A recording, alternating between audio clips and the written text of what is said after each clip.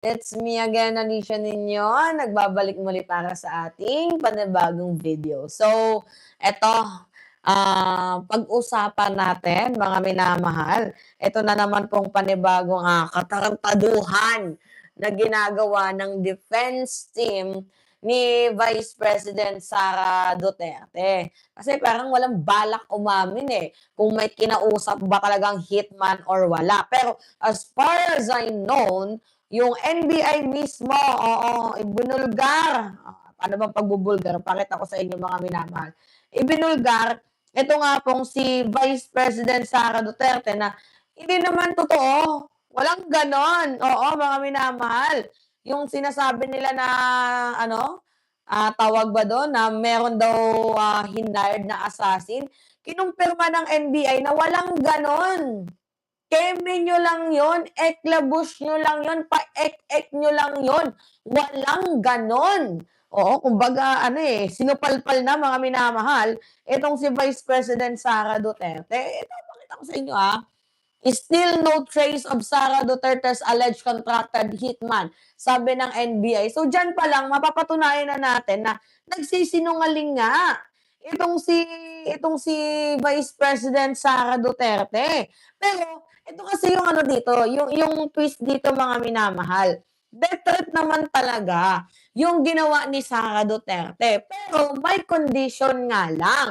Kaya nga 'di ba? Kaya nga daw nag-death threat itong si Sara Duterte kasi may condition na kung ipagpapatay siya, gusto siyang ipatumba, ipapapatay niya din. Kaso ang problema, wala namang hitman Wala namang hitman, so nag-threat lang itong si Sara Duterte.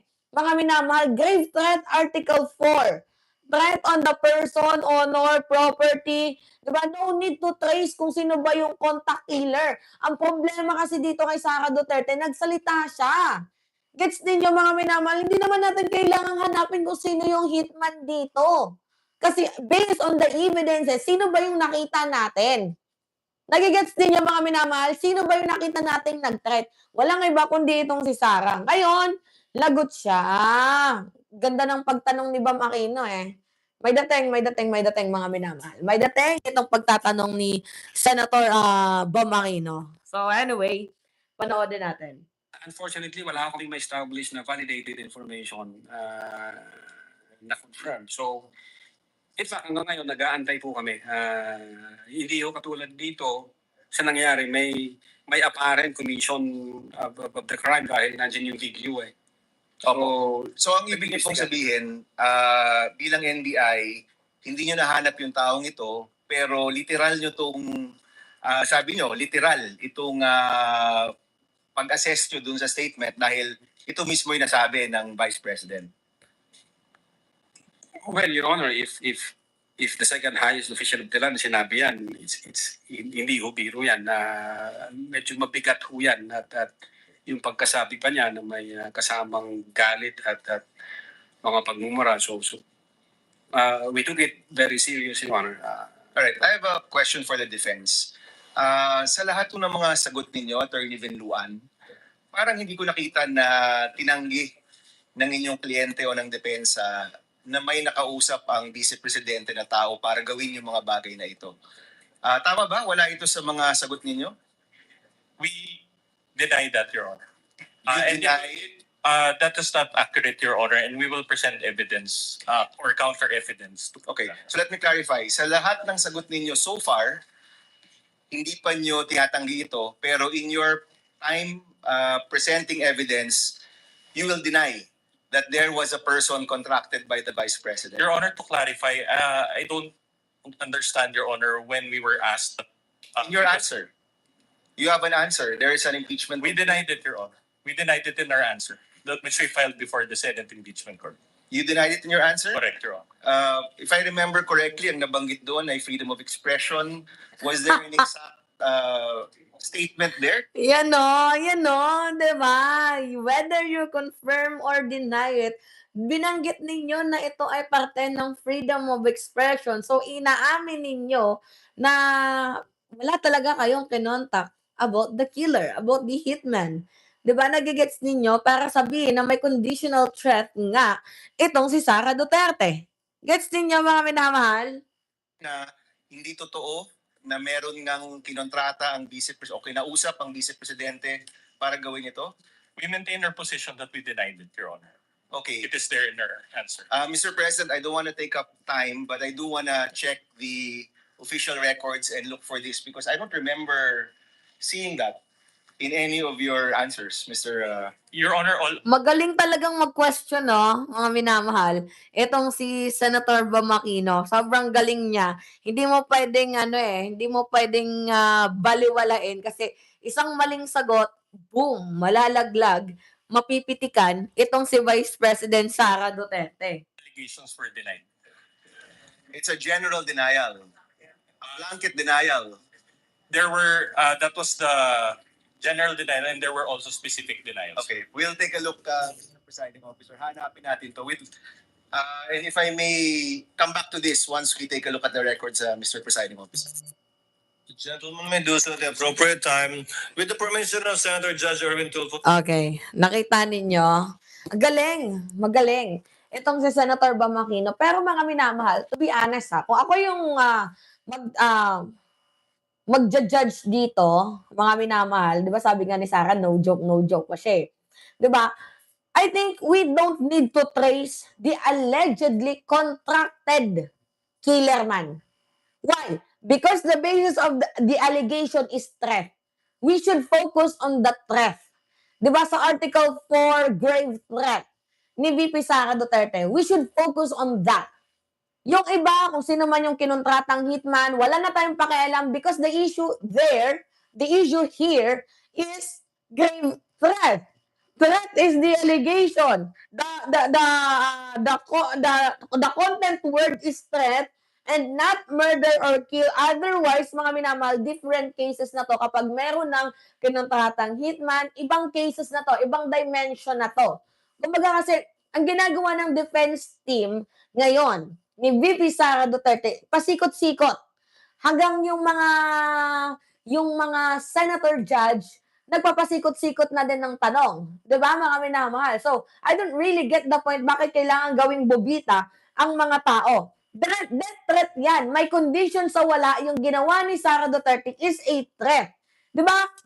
Threat pa din. Sinabi niya lang yan na meron daw siyang kinondisyon pero wala naman tayo. Kasi ganito kung meron kang kinondisyon na killer man, yung punto nun, di ba, may threat sa buhay mo. So, sino ba yung nag-threat?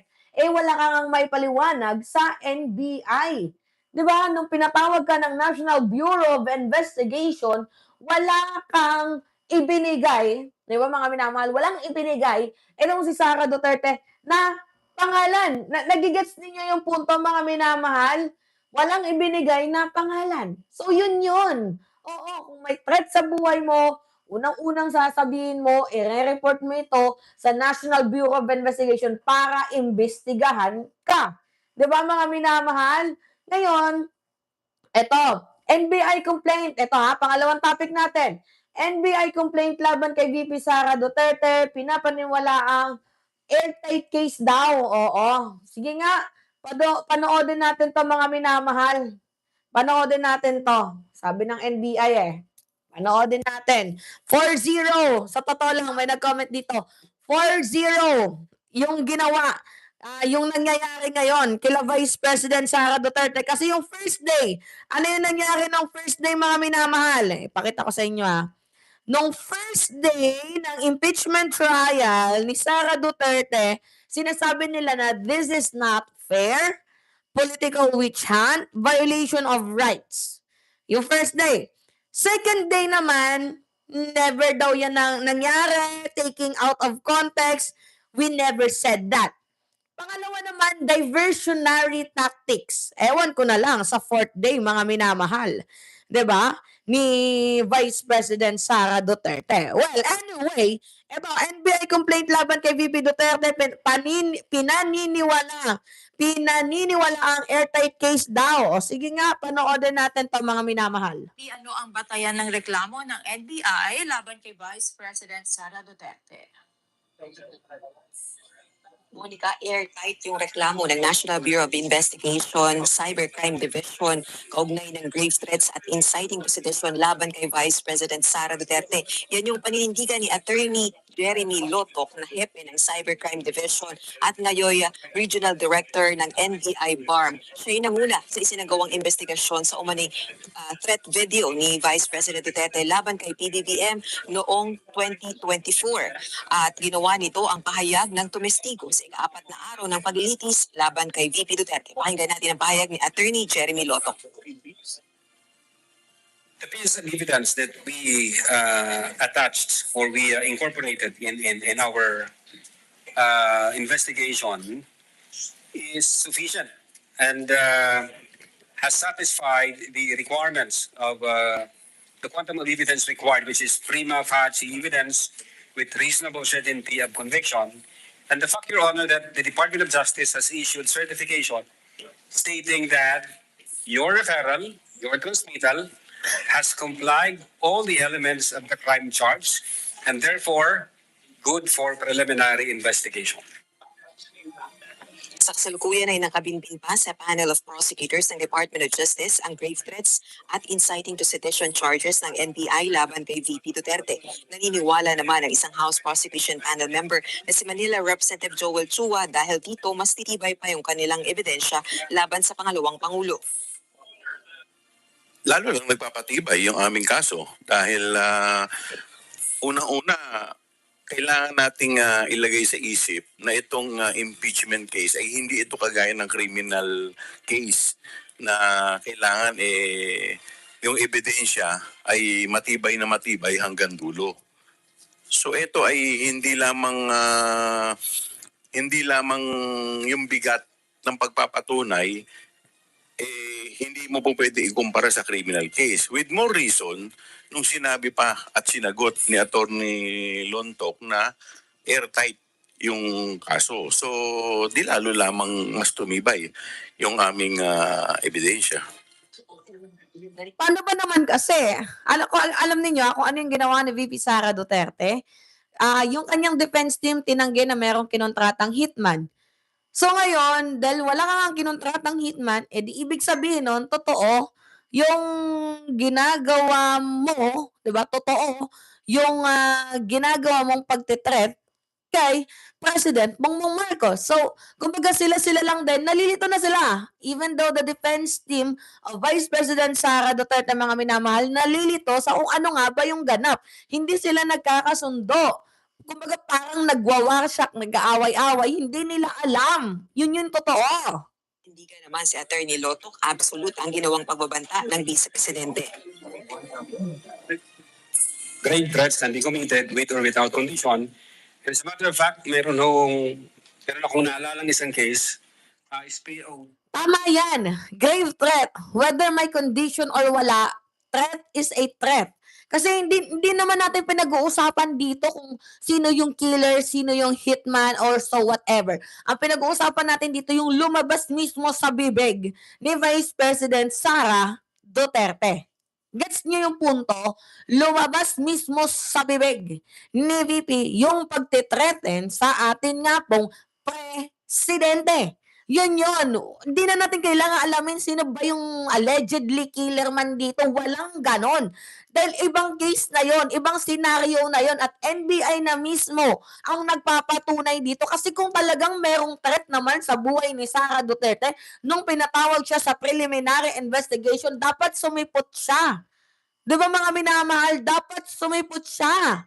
Kaso, ang problema, hindi siya sumipot, mga minamahal. Hindi sumipot si VP Sara Duterte. Hinayaan niya lang. Mas nanood pa siya ng concert. Lumipat pa siya ng ibang bansa. So, how can we say na meron talagang threat sa buhay niya? Kasi kung meron kang threat, unang gagawin mo, you should report it. But the point here is, yung ginawa mong pagbabanta sa presidente, whether may condition man yan or so whatever, ikaw mismo, sa bibig mo mismo nang galing yung threat. Diba? Which is absolute na pasok siya. Dito nga po sa sinasabi natin mga minamahal na sa impeachment complaint, diba? Impeachable offense, yung ginawa mo, VP Sara Duterte. Jamaica versus Attorney Bangot, ang sabi ho doon ni SPO to Jamaica,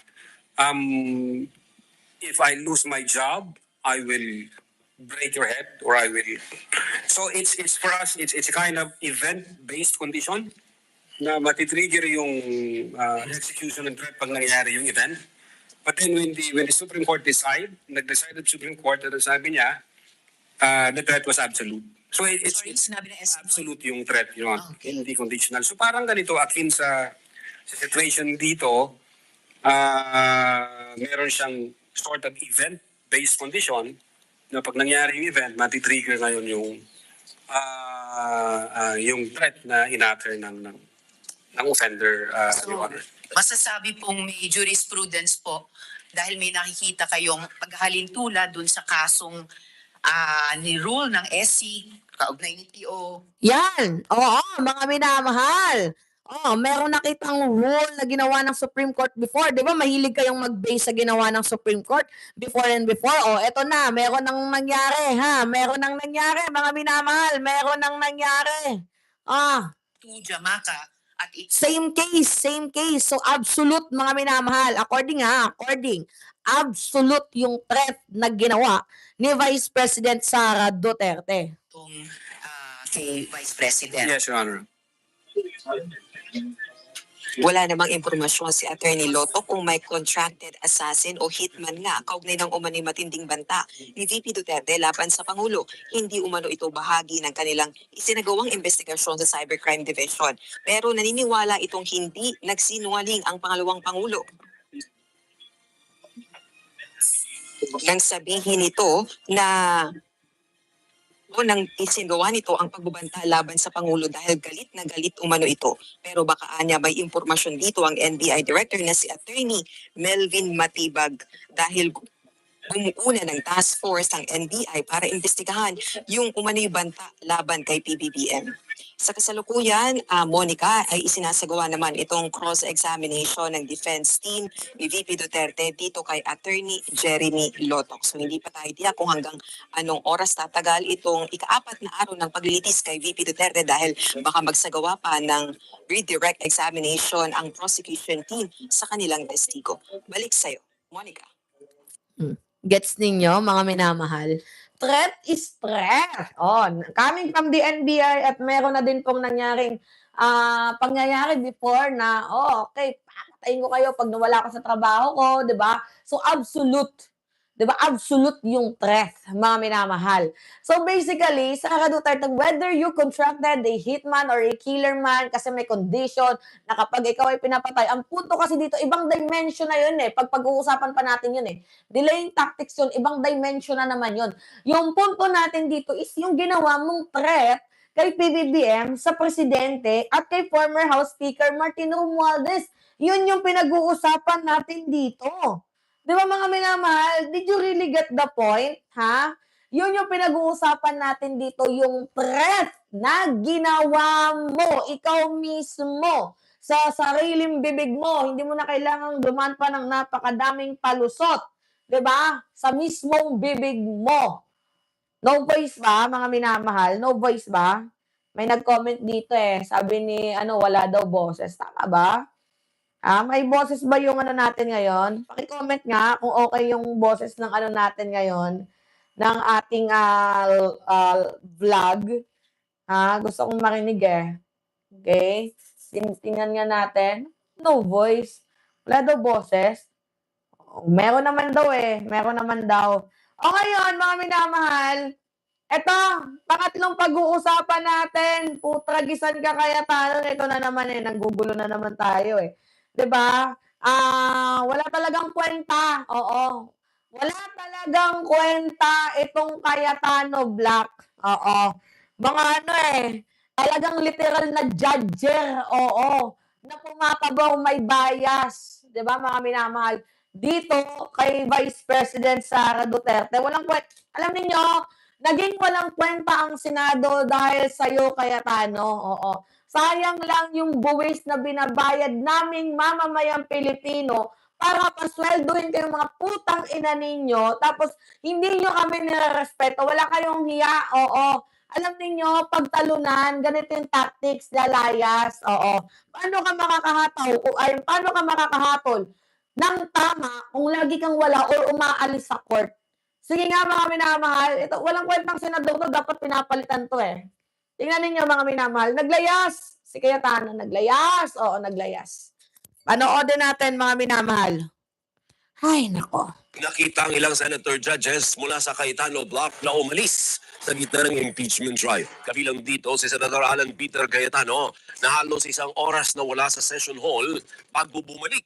Halos isang oras lang din ang itinagal ni Senator Robin Padilla sa session hall bago umalis ng ilang oras. Kabilang din sa mga umalis na session hall ang magkapatid na sina Camille at Mark Villar, gayon din si Amy Marcos. Sa ngayon, wala pang pahayag ang mga senator judges sa biglaan at pansamantalang pag-alis sa session hall. Nalinaw naman ng impeachment court na malaya ang mga senator judges na pumasok o lumabas ng plenaryo kahit umuusad ang paglilitis. Pero mali eh. Pero mali pa din eh. Parang walang respeto mga minamahal. Yung ginawa. To be honest ay nako. Kawalang respeto ang ginawa ng Cayetano Block. Kahit sabihin pa man natin na isang oras silang naglayas. Isang oras lang. Eh kung yung isang oras na yan, mahalaga yung talking points doon. Mahalaga yung pinag-uusapan. Diba? So, napakawalang kwenta nitong mga well-funded ng China, nitong mga klaseng senador na to. Kumbaga, wini-waste nila. Sinisira ninyo ang pera namin, nasasayang ang pera namin dahil sa mga kawalang kwentahang, kawalang hiyaan ninyo. Diba? Dapat sa inyo tinatanggal. To be honest kung ako yung tatanungin mga minamahal, dapat sa mga ganitong mga naglalayas, di ba yung lagi na lang naglalayas, wala nang ibang ginawa kundi maglayas, pag nagagalit, naglalayas, pag hindi gusto yung nangyayari, naglalayas, di ba mga minamahal, pag mga ganyang klaseng gawain ng mga senator judge, huwag ka na lang maging judge. Umalis ka na lang, total, naglalayas ka lang din naman pala, di ba? Eh di sana, huwag ka nang huwag ka nang maging judge. Diba, ng impeachment trial, pinipilit mo kasi lagi kang may argument para ipagtanggol itong si Sara Duterte kahit hindi naman katanggol-tanggol. Diba, tapos ngayon na parang nadidibang kayo, lalayas? Tama ba yung mga balitang gano'n, lalayas bigla? Gano'n mga minamahal? Uulitin natin tong balitang to uulitin natin tong balitang to. Yung Cayetano Block member, mga minamahal, umalis ng session during impeachment trial. Tama ba yon? Sige nga, panoodin natin. Uulitin ko lang yung balita Uulitin ko. Nakita ang ilang senator judges mula sa Cayetano Block na umalis sa gitna ng impeachment trial. Ilang dito si Senator Alan Peter Cayetano na halos isang oras na wala sa... Tragisan ka, Cayetano. Ikaw na naman. Ikaw at ikaw na naman. Hindi ka pa ba nakaka-move on? Cayetano, proven and tested talaga na ikaw yung black sheep dyan. Sa Senado, yung black ninyo, literal na black sheep. Yung Cayetano Block, literal na black sheep. 'Di ba? Napaka-bastos. 'Di ba? Hindi nyo man lang iniisip na kailangan ng mga tao, dinidemand nila ang public transparency and public accountability, dinidemand nila, tapos kayo parang wala lang. Pag gusto nyo umalis, aalis. Tama, alam niyo tama pa bang respetuhin tong mga senador na to? Para sa akin, hindi. Wala ka nang dapat ibigay na respeto kasi ayaw nilang magparespeto. For what reason pa para respetuhin mo pong mga to kung ayaw nilang magparespeto? Sige nga. Gets ninyo? Lalayas sa gitna ng trial, pikon yarn, pikon, ganon. Tapos after 1 hour, babalik. Although wala namang nakalagay sa ating konstitusyon, ating saligang batas, na bawal silang umalis. Pero pambabastos yun Hindi nyo lang binastos yung trial, binastos nyo ang buong mamamayang Pilipino. Yun. Session hall bago bumalik.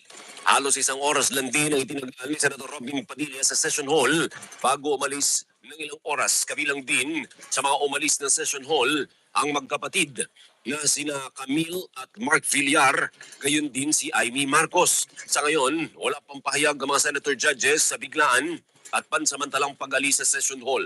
Nalinaw naman ng impeachment court na malaya ang mga senator judges na pumasok o lumabas ng plenaryo kahit umuusad ang paglilitis.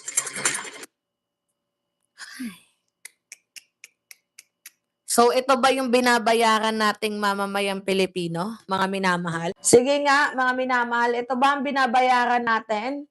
Itong mga taong to, ha? Ito ba yung binabayaran natin, mga minamahal? Itong mga taong ito, ha? Na walang ibang ginawa kundi palubugin ng ating bayan tapos ipagtanggol yung magnanakaw, ha? Yan ba yung dapat nating tularan? Yan ba yung dapat nating ikalugod? Ha, mga minamahal? Yan ba yung dapat nating purihin? Ah, shit! Ang katapang nila, nag-walkout sila. Tama ba yon yung pag-walkout? Sige nga. Sige nga kayo nga, mga minamahal. Tama ba yung ginawa nilang pag-walkout? Tama kayo, bastos! Bastos sila. Sila yung kahiyan sa bansang Pilipinas na dapat sila yung pinapaalis na lang. Kung hindi nyo kayang gampanan yung trabaho ninyo, edi wag nyo. Huwag kayong magtrabaho. Di ba? Wala namang namimilit sa inyo. Alisin nyo, kumbaga, di ba, judge kayo. Alisin nyo na lang, i-remove nyo na lang yung sarili ninyo. Nakakahiya kasi.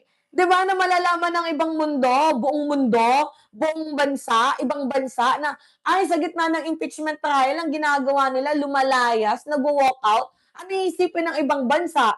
Ha? Mga bastos yung mga senador natin? Di ba, Charlie Whiskey?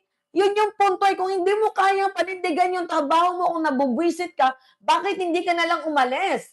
Yan mo, sabihin mo sa kanila na ayaw mo na, sige, ibigay mo na sa ibang senador, yung trabaho mo sa ibang tao, yung trabaho mo, bumaba ka na as a senator judge, para nang sa gayon, mabawasan naman yung boto. Kasi kung pinipilit ninyong ipilit na ipagtanggol si Sara Duterte, kahit hindi naman katanggol-tanggol, nagmumukha kayong tanga. Di ba? Kumbaga, you are bending the law. Don't bend the law. Walang ganon. Huwag niyong i-bend yung batas. Hindi tama na binibend ninyo ang batas. Dahil hindi dapat. Di ba? Pag hindi niyo nagustuhan, layas, walk out. Pag hindi pabor sa inyo, meron bang ganon? Ha? Meron bang ganon? Na kapag hindi nyo nagustuhan or hindi pumabor sa inyo, lalayas kayo dahil pikon kayo, meron bang ganon? At walang iba, ang pasimuno ng lahat ng ito, itong si Petra o itong si Cayetano. Kita mo naman, kaya pa bang ipagtanggol? Ito kaya mo pa bang ipagtanggol itong pamilya ng mga Duterte na walang ibang ginawa kundi magnakaw, magbanta, manakot? Kaya mo pa bang ipagtanggol yon? Dahil kung ako, hindi ko kayang sikmurain yon. To be honest, mga minamahal, hindi ko kayang sikmurain yun. Kaya nga lang matindi, matikas itong si Cayetano. Nasisikmura niya. Actually, lahat naman talaga sila nagbanta eh. Mga minamahal, lahat naman sila nagbanta. Yan yung totoo. Si Pulong nagbanta, si Baste nagbanta, si Sara nagbanta. Lahat naman sila, di ba? Noli Romero, lahat sila nagbanta. Ipakita ko sa inyo Lahat sila nagbanta. Dapat nga lahat sila ma-impeach matanggal Panoodin ninyo ito. Lahat ng pamilya ni Vice President Sara Duterte nagbanta, nag-threat laban sa Pangulo. Yun po yung totoo. Pakita natin sa inyo yung video. Afternoon. Balikan ko lang po ng kaunti yung naging panayam kay Mayor Baste Duterte sa Dahig, kung saan sinabi niya nga po that the goal of the impeachment was to prevent the Vice President from running in the 2028 bid. Sinabi niya rin po in that interview na... Wait lang Yan ako muna. I-cut ko muna. Bakit ganon? Ba't lagi nilang iniisip yung 2028 election? Malayo pa tayo, 2026 pa lang 2026 pa lang, 2028 ang election. Malayo pa.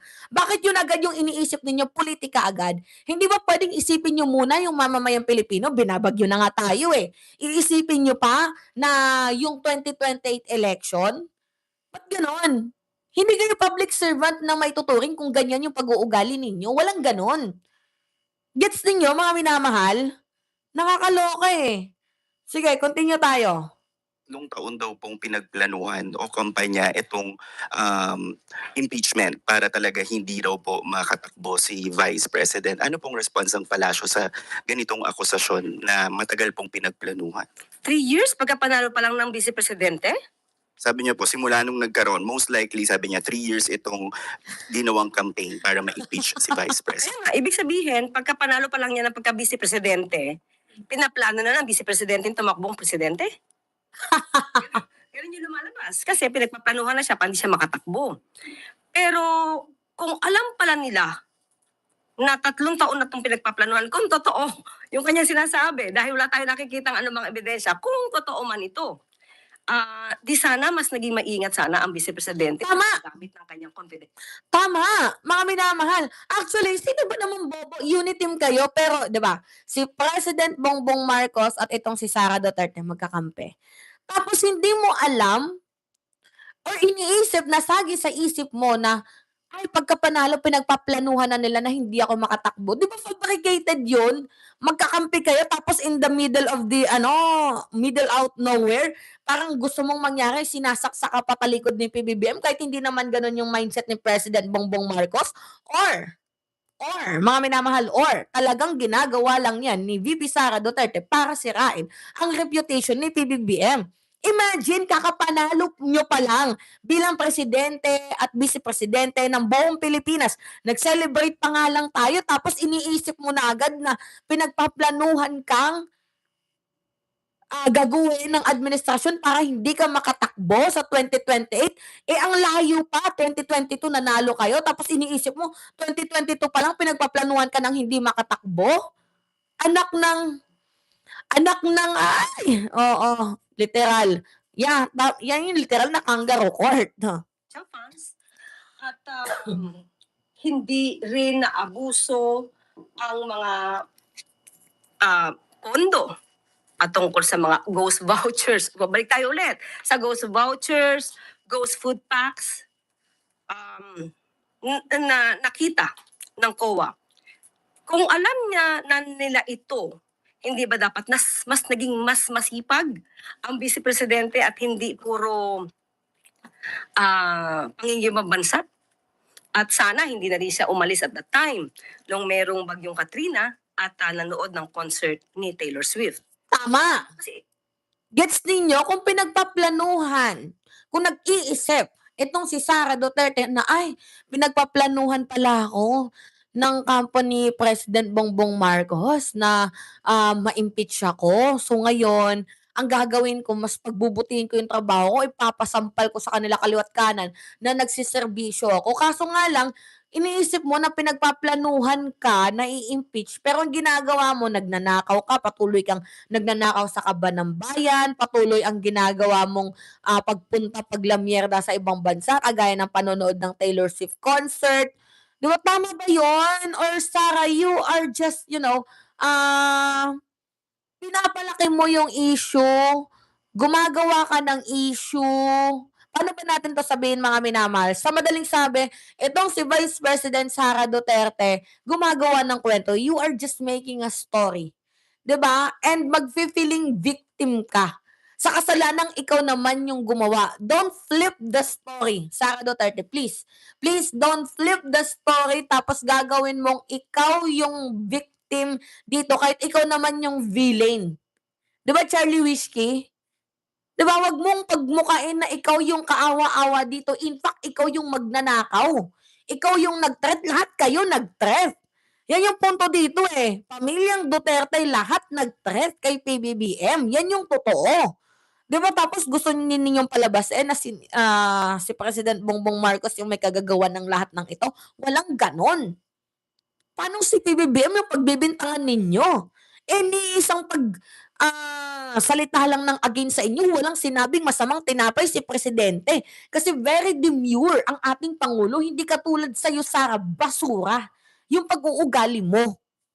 definitely, mai-issue sa kanya to. Kung balak niya palang tumakbo, pagkapanalo pa lang ng Vice Presidente, ay balak na pala niyan tumakbo pagka-presidente. So, kasi hindi ka naman magpaplano na hindi siya tumakbo kung wala naman siyang balak tumakbo. But still, ang pinag-uusapan ngayon dito is, it's about transparency. Tama. Accountability. May mga issues na dapat sagutin at hindi ito para hindi patakbuhin ang Vice Presidente. Bakit? Dahil kung mayroong sapat na ebidensya ang Vice Presidente para iligtas niya ang sarili niya sa mga issues na ito, hindi siya mapipigilan Tama. sa pagtakbo. Lalong-lalo naman, marami naman siyang kaalyado sa Senado. Follow up lang din po kay still kay Mayor Baste, lumabas po kasi yung sa issue ng Romanov po, di ba? But it can be reference pala na as early as 2024, si Davao City Mayor Baste Duterte ang unang nagsabi ng about sa mga Romanov. Sabi niya po in a Davao event, before you go to bed, think of the Romanovs, maybe you'll reconsider the direction that you are taking. Pero this time, sa impeachment, ginagamit naman po ng camp ng Vice President yung Operation Romanov to justify yung statements that she made against the President. May any inconsistency po ba kayong nakikita in terms of using this Romanov reference? Yeah, tama ka, Tristan. Una na dinig ang salitang Romanov sa bibig mismo ni Mayor Baste Duterte. January 2024. At nandoon na ang pagbabanta sa ating Pangulo. Sinimulan ito ni dating Pangulo Duterte, sinundan ni Mayor Baste Duterte. Pumangatlo ang Vice Presidente. Lahat sila nagbanta sa buhay ni Pangulong Marcos Jr. Kaya makikita natin kung bakit walang ebidensyang lumalabas sa ngayon ang Vice Presidente patungkol sa grave threats or death threats na kanyang binanggit nung panahon ng siya ay matatawag na nagmura at nagbanta sa Pangulo. Dahil malamang ay hindi niya rin alam na itatanong siya sa kanya ito. At doon pa lang sa kanyang sagot ay wala siyang man lang binanggit patungkol sa siguradong or konkretong ebidensya tungkol sa death threats. So, with that, mahihirapan siyang i-prove ang death threats at wag lang mag-resort to making up another documents. Okay. Nagigets ninyo yung punto? 'Di ba? Paano kayo pagbabantaan ng presidente? Kayo nga tong nagbanta. 'Di ba? Ano yung sabi mo kay PBBM? I will cut his head. Ginanon mo pa 'di ba si presidente? I will cut his head. Gumanon ka pa kay PBBM. Itong si Baste Duterte, yung ulo, papatayin yung ulo. 'Di ba? Kaninong ulo? Yung gustong patayin, sinong ulo 'yon? 'Di ba natatandaan ninyo yung sinabi ni Baste Duterte na meron daw siyang ulo na gustong patayin? Kaninong ulo 'yon? 'Di ba? Sinong ulo yung tinutukoy mo? Hindi niyo ba nage-gets yung punto, mga minamahal? And beside that, hindi niyo puwedeng sabihing threat. Kasi paano naging threat? Kayo nga 'tong mahilig mag-threat. Kay President Bongbong Marcos, sinimulan ni Pulong, sinimulan ni Digong, ni Baste, at sinundan ni Sara Duterte. So how can you say na si PBBM pa yung may ganang mag-threat sa inyo? Dapat nga si President Bongbong Marcos yung magreklamo. Kasi siya yung threatened dito, buhay niya yung nati-threat. Pero bakit parang kayo yung agrabyado sa sitwasyon na to na kayo naman yung gumagawa ng issue? Nage-gets ninyo yung punto? Kayo yung gumagawa ng sarili ninyong multo. Ngayon na nabisto kayo, galit na galit kayo. Ba't ganon? Nasaan yung ebidensya mo?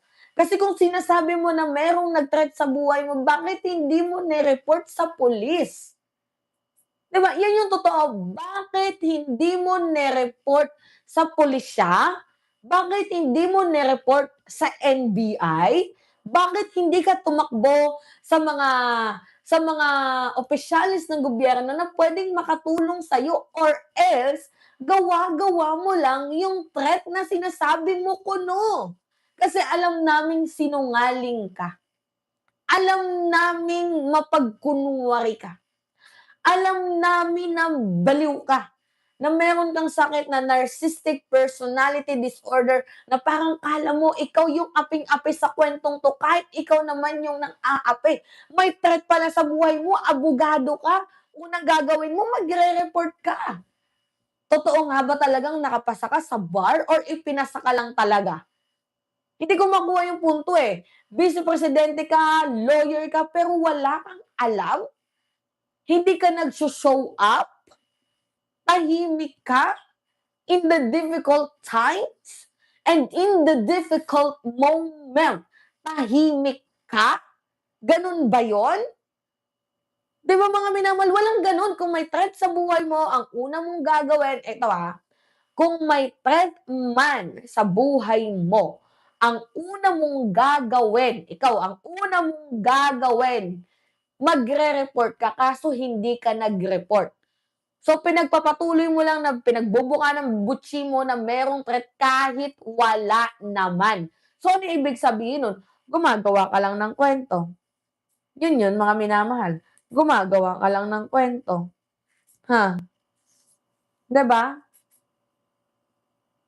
Ako daw puro fake news. Ulul, kailan pa ako naging fake news? Walang ganun. In denial itong ating Vice Presidente. Anyway, mga minamahal, oo. It's me again, Alicia ninyo. Oo, pahingi lang po ako ng comments, likes, and share. And also, don't forget to click the subscribe and always nyo pong i-hit ang notification bell for more update. Maraming salamat at ingat, mga kababayan.